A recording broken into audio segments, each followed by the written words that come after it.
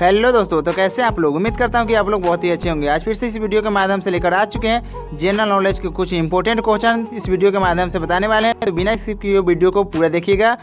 Video अगर थोड़ा सा भी अगर नॉलेजफुल लग रहा होगा तो वीडियो को लाइक कर दीजिएगा और चैनल को सब्सक्राइब कर दीजिएगा। तो चलिए अपने वीडियो की तरफ चलते हैं। जय हिंद दोस्तों। फर्स्ट क्वेश्चन है आपके डिस्प्ले पे, जैसा कि आप लोग देख रहे होंगे, रूसी क्रांति की शुरुआत किस वर्ष हुई थी। तो सन बताना है आपको, जैसा कि ऑप्शन में देख रहे होंगे। ए में दिया गया है वर्ष 1916 और बी में है वर्ष 1917 और सी में है वर्ष 1918 और डी में है वर्ष 1919।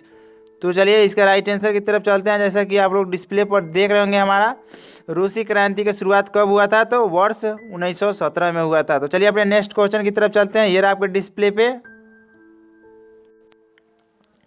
अगला क्वेश्चन 2 नंबर। ये रहा आपके डिस्प्ले पे, union of Soviet socialist Republic कब अस्तित्व में आया। तो आपको बताना है इसका राइट आंसर। ए में जैसा कि आप लोग देख रहे होंगे वर्ष 1920 और बी में है वर्ष 1921 और सी में है वर्ष 1922 और वर्ष 1923। तो union of Soviet socialist Republic कब अस्तित्व में आया, तो आपको क्वेश्चन बताना है इसका राइट आंसर। जैसा कि डिस्प्ले पर देख रहे होंगे 1923 ईस्वी में union of Soviet socialist Republic अस्तित्व में आया था। तो आप लोग अच्छी तरह से याद कर लिए। जितने भी क्वेश्चन बताएंगे जनरल नॉलेज के मोस्ट इंपॉर्टेंट क्वेश्चन रहेंगे, तो आप लोग अच्छी तरह से याद कर लीजिएगा। तो चलिए अपने नेक्स्ट क्वेश्चन की तरफ चलते हैं।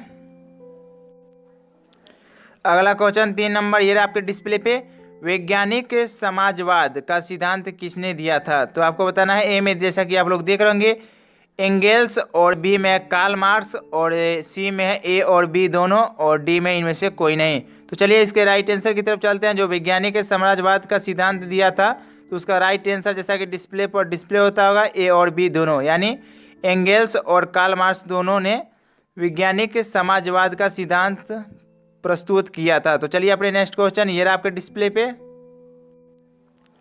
अगला क्वेश्चन मोस्ट इंपॉर्टेंट है, चीनी क्रांति का नायक कौन था, यानी उसका जो प्रतिपादक करने वाला कौन था, उसका मेन विलन होता है वो कौन था, आपको बताना है। ए में है चियांग काई शेक और बी में है सुनियात सेन और सी में है युआन सोह काई और डी में है माओत्से तंगु।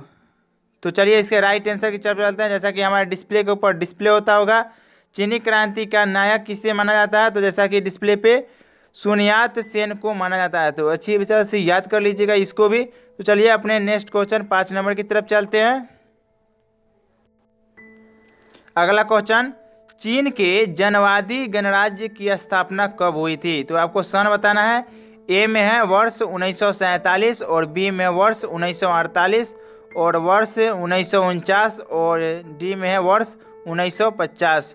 तो चीन में जो जनवादी गणराज्य की स्थापना की गई थी, तो वो हमारा किया गया था कब, तो वर्ष 1949 ईस्वी में किया गया था। तो इसे भी अच्छी तरह से याद कर लीजिए। तो चलिए अपने नेक्स्ट क्वेश्चन की तरफ चलते हैं। जाने से पहले अगर वीडियो थोड़ा सा भी अगर नॉलेजफुल लग रहा होगा आप लोगों को, तो वीडियो को लाइक कर दीजिएगा। चैनल को सपोर्ट करना ही पड़ेगा, आप लोग कर दीजिएगा। चलिए अपने नेक्स्ट क्वेश्चन, ये रहा आपके डिस्प्ले पे अगला क्वेश्चन, यूरोप का मरीज किसे कहा जाता है। तो आपको बताना है। ए में दिया गया है प्रसा और बी में है जर्मनी और सी में है तुर्की और डी में है इनमें से कोई नहीं। तो यूरोप का मरीज हमारा किसको कहा जाता है, तो आपको अगर पता होगा कि 6 सिलेबस से लेकर सिलेबस 6 में, और बता दें कि क्लास 10 तक के अगर हिस्ट्री के मोस्ट इंपॉर्टेंट क्वेश्चन जितने भी होते हैं, अगर आप लोग उस पर ध्यान देकर पढ़े होंगे, तो यूरोप का मरीज के बारे में भी पढ़ाया गया था। तो आपको बता दें इसका राइट आंसर हो जाएगा सी नंबर तुर्की। यूरोप का मरीज किसे कहा जाता था, तो तुर्की को कहा जाता था। चलिए अपने नेक्स्ट क्वेश्चन, ये रहा आपके डिस्प्ले पे अगला क्वेश्चन, फासिज्म का जन्मदाता किसे माना जाता है। तो फासिज्म का जन्मदाता किसे माना जाता है, तो आप लोग कमेंट करके कमेंट बॉक्स में बताइए जितना जल्दी अगर जानते हैं तो। और जो लोग नहीं जानते हैं उनके लिए ए में है मुसोलिनी और बी में हिटलर और सी में बिस्मार्क और डी में है डियाज। तो चलिए इसका राइट आंसर की तरफ चलते हैं। जैसा कि हमारे डिस्प्ले के ऊपर डिस्प्ले होता होगा, फासिज्म का जन्मदाता किन्हें माना जाता है, तो ए में इसका राइट आंसर हो जाएगा मुसोलिनी को माना जाता है। चलिए अपने नेक्स्ट क्वेश्चन की तरफ चलते हैं। अगला क्वेश्चन ये रहा 8 नंबर, निम्नलिखित में से किस व्यक्ति ने एक राष्ट्र एक नेता का नारा दिया गया था। माने दिया था कहने का मतलब क्वेश्चन का यही है। तो ए में जैसा कि आप लोग देख रहे हिटलर को, और बी में मुसोलिनी को, और सी में लुई 16वें को, और डी में लेनिन को। तो निम्नलिखित में से किन्हें नए राष्ट्र एवं नए नेता का नारा दिया गया था। तो इसका राइट आंसर जैसा कि डिस्प्ले पर डिस्प्ले होता होगा, इसका राइट आंसर हो जाएगा हिटलर ने एक राष्ट्र और एक नेता का नारा दिया था। तो चलिए अपने नेक्स्ट क्वेश्चन की तरफ चलते हैं। 9 नंबर ये रहा आपके डिस्प्ले पे।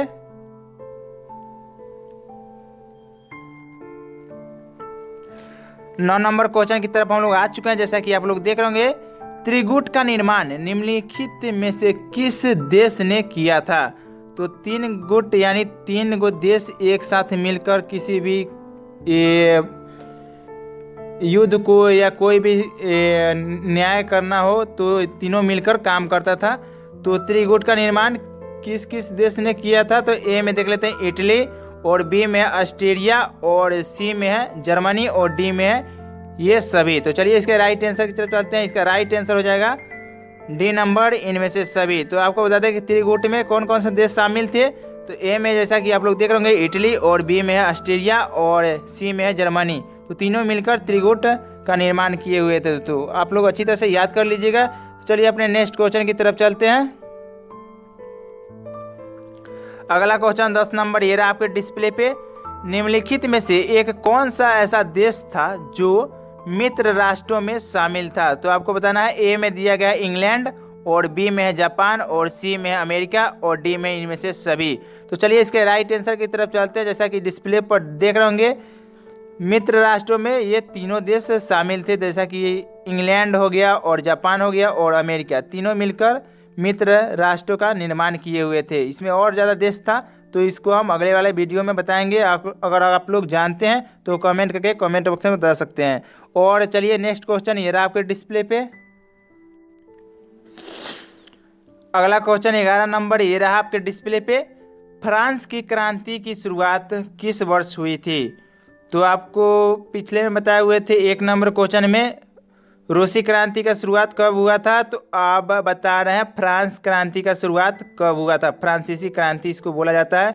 ए में है 1776, और बी में 1779, और सी में है 1789, और डी में 1780। तो इसका राइट आंसर जैसा कि डिस्प्ले पर डिस्प्ले होता होगा, फ्रांसीसी क्रांति का शुरुआत हमारा हुआ था कब। तो 1789 ईस्वी में। तो इसे भी अच्छी तरह से याद कर लीजिएगा। तो चलिए अपने नेक्स्ट क्वेश्चन की तरफ चलते हैं। ये रहा आपके डिस्प्ले पे। अगला क्वेश्चन 12 नंबर ये रहा। जर्मनी के एकीकरण हेतु बिस्मार्क ने किस नीति का अनुसरण किया था। तो आपको बताने का जरूरत है। इसका राइट आंसर बहुत ही इजी है, आप लोग बहुत ही अच्छी तरह से बता सकते हैं। तो आप लोग चलिए जितना जल्दी हो सके कमेंट करके कमेंट बॉक्स में बताइएगा, दिल से बताइएगा।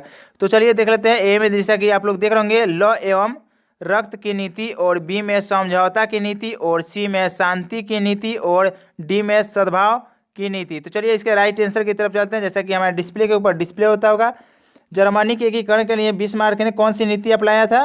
तो लॉ एवं रक्त की नीति अपनाया था। तो आप लोग अच्छी तरह से याद कर लीजिएगा। चलिए अपने नेक्स्ट क्वेश्चन की तरफ चलते हैं। 13 नंबर ये रहा आपके डिस्प्ले पे।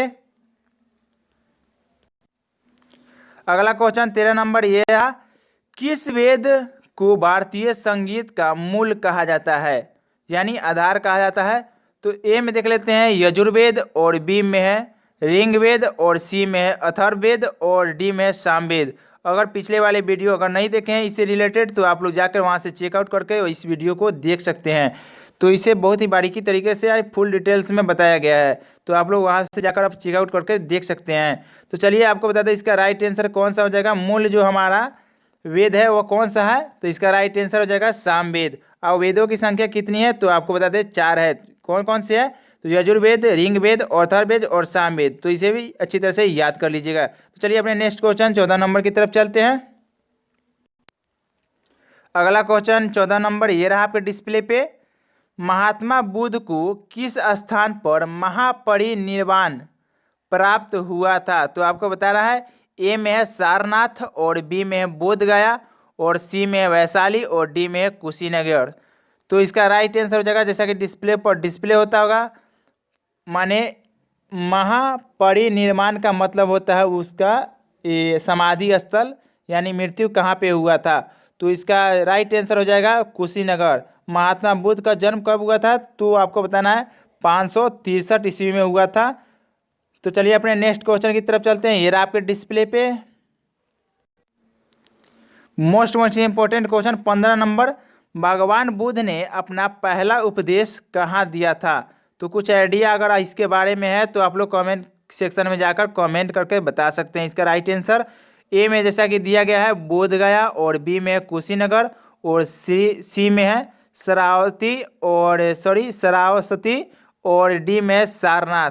तो इसका राइट आंसर जैसा कि हमारे डिस्प्ले के ऊपर डिस्प्ले होता होगा, इसका राइट आंसर हो जाएगा सारनाथ। यानी भगवान बुद्ध ने अपना पहला उपदेश कहाँ पे दिया था, तो इसे अच्छी तरह से याद कर लीजिएगा। वो दिया था कहाँ पे, तो सारनाथ में दिया था।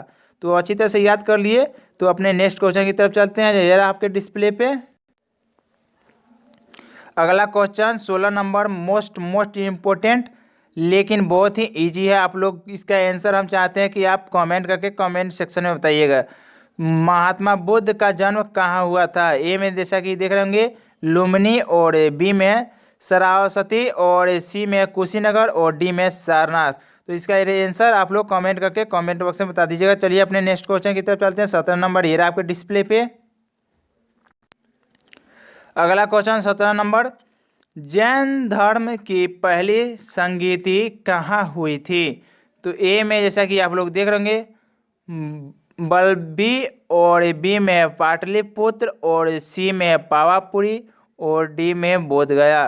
तो इसका राइट आंसर की तरफ चलते हैं। जैसा कि हमारे डिस्प्ले के ऊपर डिस्प्ले होता होगा, जैन धर्म का पहली संगीति कहाँ हुई थी, तो आपको बता दें पाटलिपुत्र। आज उसको पटना के नाम से भी जाना जाता है। तो चलिए अपने नेक्स्ट क्वेश्चन ये रहा आपके डिस्प्ले पे। रांची का स्तूप किसने बनवाया था।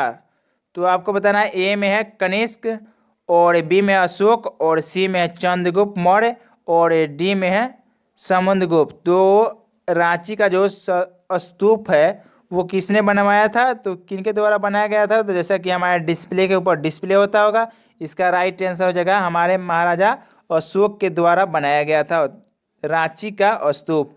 इसे अच्छी तरह से याद कर लीजिएगा। तो 19 नंबर क्वेश्चन की तरफ चलते हैं। 19 नंबर क्वेश्चन ये रहा आपके डिस्प्ले पे। भारत का नेपोलियन किसे कहा जाता है। ए में जैसा कि आप लोग देख रहे होंगे पुष्यमित्र, और बी में चंद्रगुप्त मौर्य को, और सी में समुद्रगुप्त, और डी में कनिष्क। तो इसमें 4 राजाओं का नाम दिया गया है। तो भारत का नेपोलियन के नाम से किन्हें जाना जाता है, तो जैसा कि आपको देख रहे होंगे डिस्प्ले के ऊपर डिस्प्ले होता होगा, समुद्रगुप्त को भारत का द्वितीय नेपोलियन कहा जाता है। तो चलिए अपने नेक्स्ट क्वेश्चन एवं लास्ट नंबर क्वेश्चन रहेगा इस वीडियो का। तो चलते हैं अपने लास्ट नंबर क्वेश्चन की तरफ। अगला क्वेश्चन हड़प्पा नगर की खोज किसने की थी। तो बहुत ही इजी है। ए में है रविंद्र सिंह बिष्ट, और बी में है दयाराम सैनी। तो इसका राइट आंसर तो आप लोग समझ ही चुके होंगे। सी में है एजी मजूमदार, और डी में है ध्रुवे। तो इसका राइट आंसर हम अपने तरफ से बता रहे हैं बी नंबर इसका राइट आंसर सही है। तो इसका राइट आंसर जैसा कि डिस्प्ले पर डिस्प्ले होता होगा, हम पहले से भी नहीं देखे हैं। कोई भी क्वेश्चन बनाते हैं तो पहले हम देखते नहीं हैं। तो चलिए ये राइट तो हो गया। तो अगर वीडियो अगर अच्छा लगा होगा तो वीडियो को लाइक कर दीजिएगा, और चैनल को एक सपोर्ट कर दीजिएगा मेरे भाई। तो और बगल में दिए हुए बेल आइकन को ऑल पे प्रेस कर दीजिएगा, ताकि ऐसा वीडियो आए तो उसका नोटिफिकेशन आप तक जल्द से जल्द मिलता रहे। और वीडियो को यहीं पे एंड करते हैं। जय हिंद दोस्तों, जय भारत।